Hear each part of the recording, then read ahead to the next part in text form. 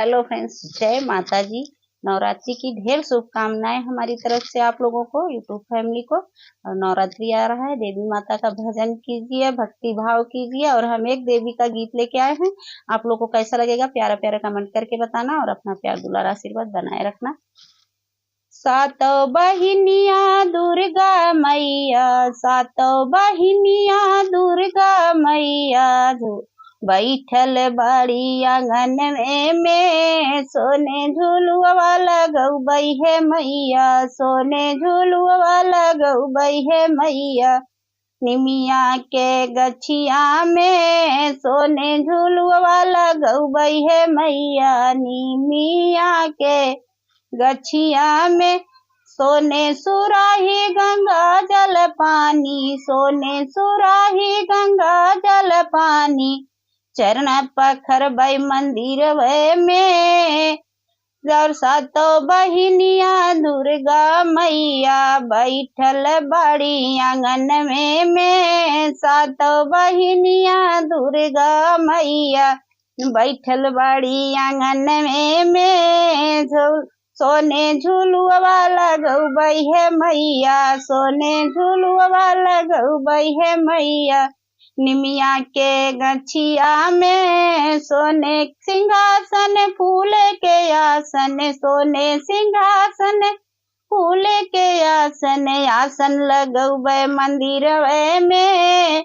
सातों बहिनिया दुर्गा मैया बैठल बड़ी आंगन में, सातों बहिनिया दुर्गा मैया बैठल बाड़ी आंगन में। सोने झुलुआ लगौबै है मैया, निमिया के गछिया में सोने झुलुआ लगौबै है मैया, सोने झुलुआ लगौबै है मैया।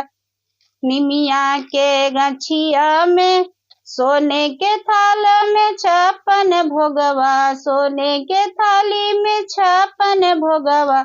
भोगवा लगैबै मंदिरिया में, भोगवा लगौबै मंदिरिया में। सातों बहिनिया दुर्गा मैया बैठल बाड़ी आंगन में, सातों बहिनिया दुर्गा मैया बैठल बाड़ी आंगन में। सोने झुलुआ झुलौबै है मैया, सोने झुलुआ झुलौबै है मैया। निमिया के गछिया में सोने झुलुआ झुलौबै है मैया, निमिया के गछिया में। कंचन थाल कपूर के आरती, कंचन थाल कपूर के आरती, आरती उतरबै मंदिर में। सातों बहिनिया दुर्गा मैया बैठल बाड़ी मंदिर में, सातों बहिनिया दुर्गा मैया बैठल बाड़ी आंगन में। सोने झुलुआ लगौबै मैया, निमिया के गछिया में सोने झुलुआ लगौबै है मैया, निमिया के गछिया में। सातों बहिनिया दुर्गा मैया, सातों बहिनिया दुर्गा मैया बैठल बाड़ी आंगन में।